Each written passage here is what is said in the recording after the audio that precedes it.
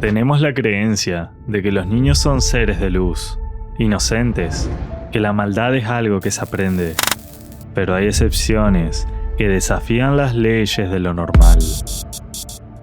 Cuando Maribel caminaba por la calle en 1968, solo vieron una niña inocente, incapaz de hacer daño, pero nada estaba más lejos de la realidad.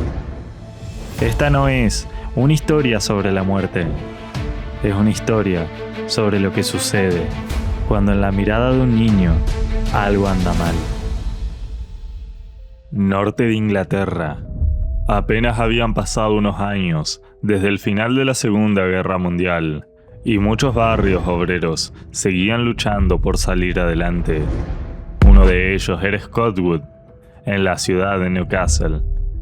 Era el tipo de lugar donde todos se conocían, donde las puertas muchas veces quedaban sin llaves y los niños pasaban horas jugando en la calle sin que nadie se preocupe. Las casas de ladrillo se alineaban una al lado de la otra. Había descampados, edificios abandonados y callejones que para los adultos no significaban nada, pero para los chicos eran un enorme patio de juegos. Parecía un barrio común, un lugar en el que jamás esperarías encontrar a un asesino, y mucho menos que ese asesino fuera una niña de apenas 10 años, llamada Maribel. Maribel nació el 26 de mayo de 1957. A simple vista, parecía una nena más del barrio. Era pequeña, de cabello castaño y con una mirada inquieta que a veces resultaba difícil de descifrar. Pero su infancia estaba muy lejos de ser normal. Su madre, Betty Bell, era una mujer inestable, con antecedentes psiquiátricos y una vida marcada por la violencia y el caos. Desde muy pequeña, Mary estuvo rodeada de situaciones que ningún niño debería vivir. Con el paso de los años, surgieron testimonios que afirmaban que había sobrevivido a varios episodios extraños, caídas, ingestas de pastillas y otros incidentes que llevaron a algunos investigadores a creer que su propia madre habría intentado deshacerse de ella en más de una ocasión. La negligencia y el maltrato eran parte de su día a día. En lugar de crecer aprendiendo qué era el amor o la seguridad, Mary creció en un ambiente donde la manipulación, el miedo y la violencia parecían ser las únicas formas de sobrevivir. El 25 de mayo de 1968, un día antes de cumplir 11 años, Maribel estaba por cometer el primero de los crímenes que convertirían su nombre en una leyenda oscura. La víctima fue Martin Brown. Tenía apenas 4 años, era un niño tranquilo, conocido por todos en el barrio. Aquella tarde, como tantos otros chicos de Scottwood, salió a jugar. En algún momento se cruzó con Maribel y con su amiga Norma, que era una persona sobre la que Mary ejercía una influencia especial. Las investigaciones posteriores apuntaron a que las niñas llevaron a Martin hasta una de las muchas casas abandonadas de la zona. Lugares que, para los chicos, eran simples escondites y terrenos de aventura. Pero para Martin se convertiría en el último lugar en el que se lo vería con vida. Dentro de aquella casa abandonada, Mary lo estranguló. No hubo gritos que alertaran al barrio, no hubo testigos adultos. Solo un pequeño cuerpo abandonado en el suelo de una casa en ruinas. Cuando la policía encontró a Martin, cometió un error que tendría consecuencias devastadoras. Los investigadores concluyeron que probablemente había sido un accidente. Creyeron que el niño había encontrado unas pastillas y había muerto de forma accidental. El caso prácticamente quedó cerrado, pero había alguien que sabía exactamente lo que había ocurrido y no estaba asustada, no estaba arrepentida. Era Maribel, y para ella Aquello parecía ser apenas el comienzo. Lo que ocurrió después hizo que muchos investigadores se preguntaran si Maribel no solo había matado, sino que además disfrutaba de la atención que el crimen generaba. Al día siguiente de la muerte de Martin, Mary fue hasta la guardería a la que asistía el pequeño. Empezó a preguntar por él. ¿Dónde está Martin? ¿Todavía no apareció? Hablaba de su desaparición con una tranquilidad que resultaba extraña para una niña de su edad. Pocos días después, en una guardería de la zona, aparecieron unas notas escritas a mano. En ellas se podía leer: yo asesiné para volver. Y también, nosotros asesinamos a Martin Brown. Era prácticamente una confesión, pero nadie la tomó en serio.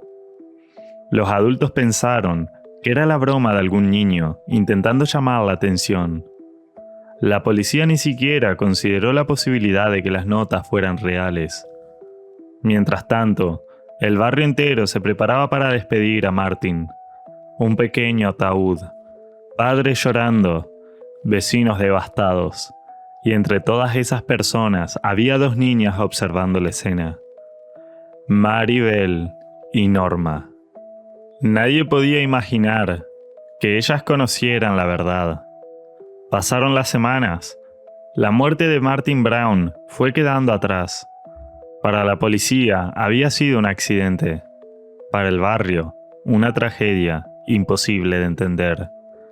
Y para Maribel, parecía haber sido una experiencia de la que quería más.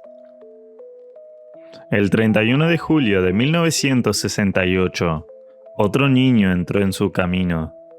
Su nombre era Brian Howe. Tenía apenas 3 años. Era un pequeño rubio que estaba jugando cerca de su casa, como hacía casi todos los días. En algún momento, Mary y Norma se acercaron a él. Según la investigación, las niñas lo convencieron de alejarse de la zona en cambio de caramelos y lo llevaron hasta un descampado conocido por los vecinos como el bloque de hormigón.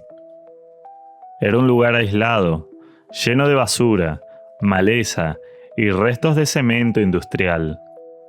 Allí, lejos de las miradas de los adultos, ocurrió algo todavía más perturbador que el primer asesinato. Mary volvió a estrangular a un niño pequeño, pero esta vez no se limitó a matar. Parecía querer dejar una marca. Cuando la policía encontró el cuerpo de Brian, estaba parcialmente cubierto, con hierbas y piedras. Su cabello había sido cortado en varios mechones. Presentaba lesiones en distintas partes del cuerpo, y algunos investigadores creyeron que se había intentado marcar una letra M en su abdomen. Ya no parecía un accidente, ya no parecía una tragedia aislada. Por primera vez, la policía de Newcastle tuvo que enfrentarse a una posibilidad aterradora. En algún lugar del barrio, había un asesino de niños suelto. La noticia cayó como una bomba en Scottwood. El miedo se apoderó del barrio. Los padres dejaron de permitir que sus hijos jugaran solos en la calle. Las puertas empezaron a cerrarse más temprano. Los vecinos observaban, unos a los otros con desconfianza, porque ahora todos estaban convencidos de algo. Había un depredador entre ellos. Y la policía pensaba exactamente lo mismo. Los investigadores estaban seguros de que buscaban a un hombre adulto, alguien violento, alguien capaz de acercarse a niños pequeños y asesinarlos a sangre fría. Lo que nadie imaginaba era que el asesino estaba observando toda la investigación desde la primera fila. De hecho, estaba participando en ella. Cuando Brian desapareció, Mary incluso se ofreció para ayudar a buscarlos. Caminaba junto a los adultos por el descampado y señalaba distintas direcciones. «Miren por ahí». Quizá esté detrás de esos bloques. Estaba guiando a las personas por el mismo lugar donde sabía que se encontraba el cuerpo. Pero entonces ocurrió algo que empezó a despertar las sospechas de los investigadores. Mary comenzó a hablar demasiado. Conocía detalles que no se habían hecho públicos. Mencionó las tijeras, habló de la forma en que estaba escondido el cuerpo y hasta aseguró haber visto a un niño mayor atacando a Brian. Era un comportamiento extraño, demasiado extraño. Y sin darse cuenta, Mary Bell estaba cometiendo el error que muchos criminales terminan cometiendo. Su propia arrogancia empezaba a traicionarla. La policía decidió interrogar a prácticamente todos los niños que habían estado cerca de Brian ese día. Y entre ellos estaban Mary Bell y Norma. Cuando los investigadores hablaron con Mary, algo le llamó la atención de inmediato. No parecía asustada, no parecía triste, no parecía la reacción de una niña de 11 años frente al asesinato de un pequeño del barrio. Estaba tranquila, fría, incluso por momentos parecía aburrida. Pero lo más inquietante era otra cosa. Sabía demasiado. Hablaba de los detalles que nunca habían sido revelados, y en un momento llegó a decir que había visto a un niño de unos 8 años atacando a Brian con unas tijeras. Era una historia extraña, demasiado específica. Mientras tanto, en otra sala los investigadores interrogaban a Norma, y la diferencia entre ambas niñas era abismal. Norma estaba aterrada, lloraba, temblaba. Cada pregunta parecía aumentar su pánico, hasta que finalmente quebró. Entre lágrimas, comenzó a contar una historia que dejó a los detectives completamente paralizados. Dijo que había sido Mary, que Mary había matado a Brian, y que también había sido la responsable de la muerte de Martin Brown. Según Norma, su amiga lo obligaba a mirar. Le daba miedo y sentía que no podía enfrentarse a ella. En cuestión de minutos, la investigación dio un giro tan absurdo que ni los propios policías podían creerlo. El asesino de niños que habían estado buscando por todo Newcastle no era un hombre, era una niña de apenas 11 años, llamada Mary Bell. La noticia explotó en todo el país. La idea de que una niña de apenas 11 años hubiera asesinado a 2 pequeños era tan difícil de aceptar que muchas personas simplemente se negaban a creerlo. En Scottwood, el barrio quedó en estado de shock. Algunos vecinos estaban furiosos, otros estaban aterrados, y muchos hacían la misma pregunta: ¿cómo era posible que una nena fuera capaz de hacer algo así? El juicio comenzó en diciembre de 1968. Desde el primer día, la imagen era perturbadora. En el banquillo de los acusados no había un hombre adulto ni un criminal endurecido. Había una niña pequeña. Una niña que por su edad todavía debería haber estado jugando en las calles de Newcastle. Durante el juicio salieron a la luz detalles de su infancia, los abusos, la negligencia, la violencia que había conocido desde muy temprana edad. Los especialistas intentaron responder una pregunta imposible. ¿Mary Bell había nacido siendo así o se había convertido en eso? Finalmente, el tribunal tomó una decisión histórica. Norma Bell fue absuelta de todos los cargos. Los jueces consideraron que había actuado bajo la influencia y manipulación de Mary. En cambio, Mary fue declarada culpable de 2 homicidios involuntarios por responsabilidad disminuida debido a su edad y a su estado psicológico. El juez la describió como una niña extremadamente peligrosa y ordenó que fuera internada por tiempo indefinido.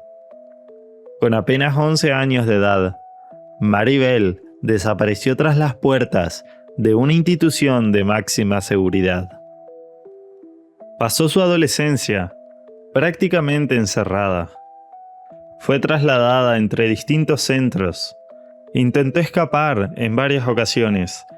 Y mientras el mundo exterior seguía preguntándose cómo una niña había sido capaz de cometer semejantes crímenes, los especialistas seguían intentando entender su mente.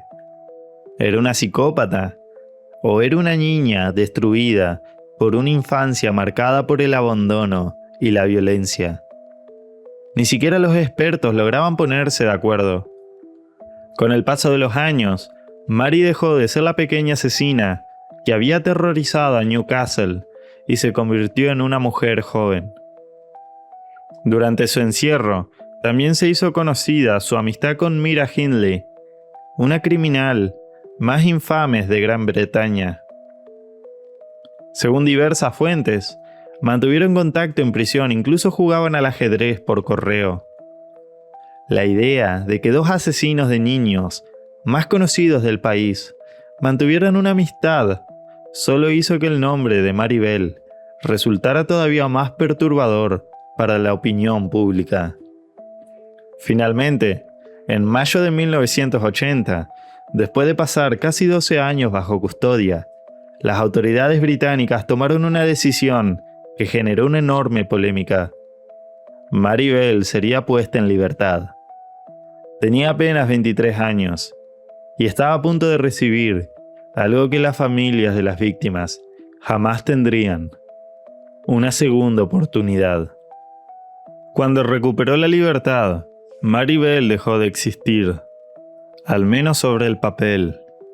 Las autoridades británicas le otorgaron una nueva identidad, le dieron protección permanente y la ayudaron a desaparecer.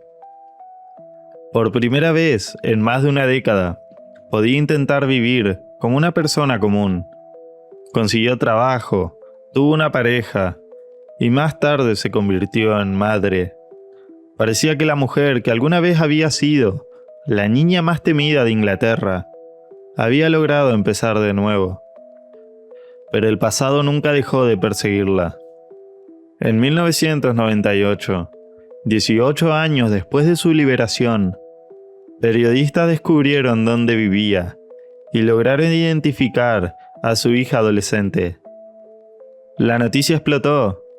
Reporteros comenzaron a rodear su vivienda. Fotógrafos intentaban conseguir imágenes. Y según diversas fuentes, la hija de Mary terminó descubriendo la verdadera identidad de su madre a través de la cobertura mediática. La situación se volvió tan caótica que ambas tuvieron que ser trasladadas bajo protección policial. El caso volvió a abrir un enorme debate en el Reino Unido. Una parte de la sociedad decía que Mary había pagado su condena y tenía derecho a reconstruir su vida. Pero para las familias de las víctimas, nada de eso tenía sentido. Porque mientras ella podía cambiar de nombre, Martin Brown y Brian Howe jamás tendrían la oportunidad de crecer. En medio de todo el escándalo, Mary Bell tomó una decisión que volvió a colocar su nombre en los titulares. Colaboró con la periodista y escritora Gita Sereny para publicar un libro llamado Gritos no escuchados. En sus páginas, Mary habló sobre los abusos, la negligencia y la violencia que habían marcado su infancia. Intentó explicar cómo una niña de 10 años había terminado convirtiéndose en una asesina. Para algunos, el libro mostraba la historia de una víctima más. Una niña que había crecido rodeada de traumas imposibles de comprender. Pero para otros era algo muy diferente. Creían que ninguna infancia, por terrible que hubiera sido, podía justificar la muerte de dos niños inocentes. Y el debate alcanzó su punto máximo en 2003. Ese año, Mary libró una batalla legal histórica. Solicitó que el anonimato que la protegía no solo se extendiera a ella, sino también a su hija y a su nieta. Y lo consiguió. Hasta el día de hoy, Sus identidades permanecen protegidas por orden judicial. Pero para las familias de las víctimas, ninguna sentencia, ningún libro y ningún cambio de nombre podía borrar lo ocurrido en aquel verano de 1968. La madre de Brian Howe resumió el sentimiento de muchos en una sola frase: ella tiene una vida y Brian tiene una tumba. Y ahora quiero leerte en los comentarios. ¿Crees que Maribel nació con algo oscuro dentro de ella o que su terrible infancia la convirtió en una asesina? Y una segunda pregunta. Después de haber pasado casi 12 años encerrada, ¿crees que merecí una segunda oportunidad y el anonimato de por vida? Deja tu opinión.